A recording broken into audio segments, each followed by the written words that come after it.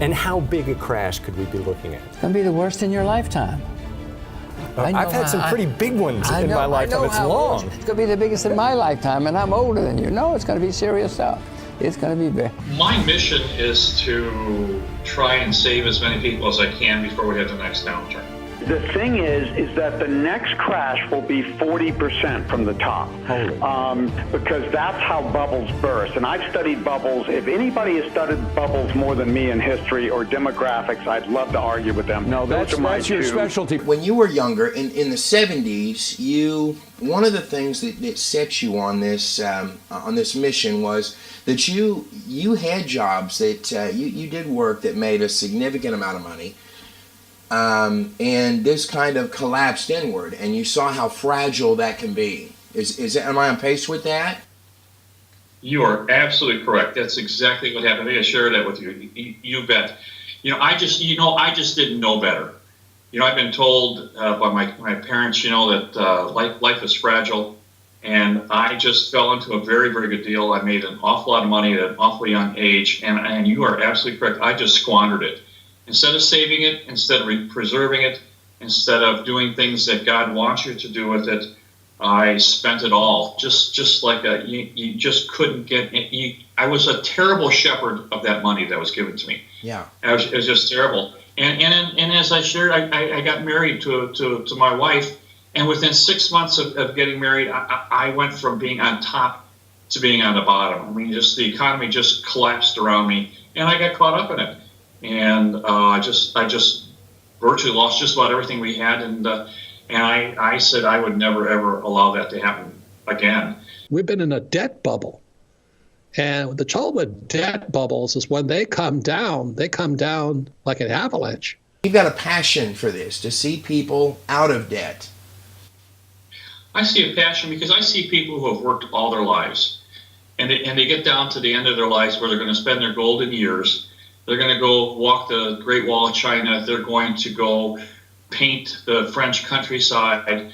They're going to bicycle across Iowa.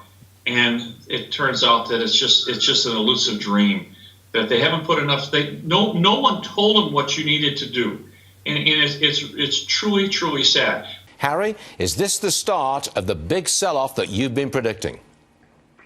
I do think so. This is not a normal correction, or was it a normal rally? We as a people need to take care of ourselves. We need to say, this is my problem. This is what I am going to do. Yes. And I'm ringing the bell before we get to it, because I do think we have prosperity coming. I think that we have probably the greatest bull market in real estate coming in my lifetime, which would be very, very similar to what Kim Clement had said.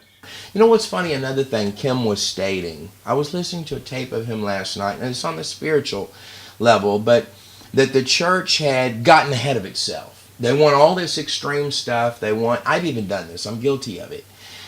Things for kind of shock value, and we want the things, but had completely forgotten the foundation.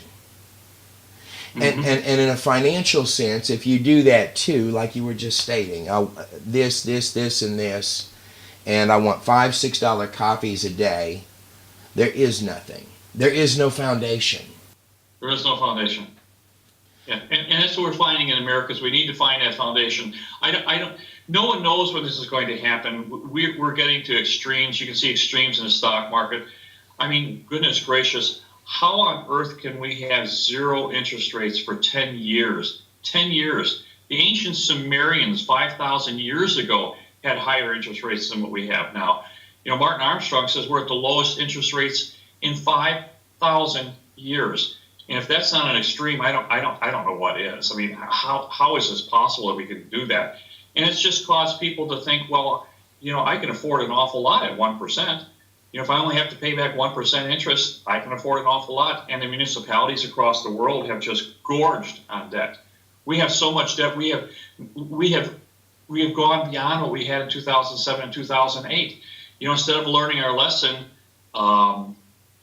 we've actually gotten it worse. So we have a terrible foundation.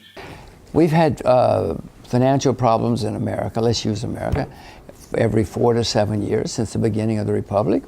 Well, it's been over 8 since the last one. This is the longest, or the second longest in recorded history, so it's coming. And the next time it comes, you know, in 2008 we had a problem because of debt. Henry, the debt now, that debt was nothing compared to what's happening now. In 2008, the Chinese had a lot of money saved for a rainy day. It started raining, they started spending the money. Now even the Chinese have debt, and the debt is so much higher. The Federal Reserve, the central bank in America, the balance sheet is up over 5 times since 2008. It's going to be the worst in my lifetime too. Be worried. I am worried. Good. Because you cannot borrow your way to wealth. You have to save and invest your way to wealth. That's the only way that works. And we as a people have not, and I think globally, have decided that we're going to have this magnificent life that we haven't earned. And we are going to pay for it. And I think we're going to pay for it in a very, very, very difficult way that people aren't going to like. And I'm here to ring the bell to open up their eyes and say this is something that everybody can do. You can get out of debt. You can get out of debt. You can change your life for the better. Spell it out. Okay, I'm spelling it out for you. I would say at least as bad a bear market as 07 to 09, at the very least. And that was more than 50%. Yeah, that cut us in half. The more I find out about this, the more I work in this field, the more I find out that most people my age are broke. And it's just a travesty. How do they fix that? Is that you have a solution for this? Well, I have a solution for that is to get out of debt. You know, change your life. Quit thinking that, that you're too good to cut your own grass or wash your own car or clean your own pool. How about eating at home? You know, having dinner with the family every night instead of going out to Denny's or McDonald's or Burger King's or In-N-Out Burger. How about taking a sack lunch and just like my dad used to have to do, and probably your dad too. They used to have to.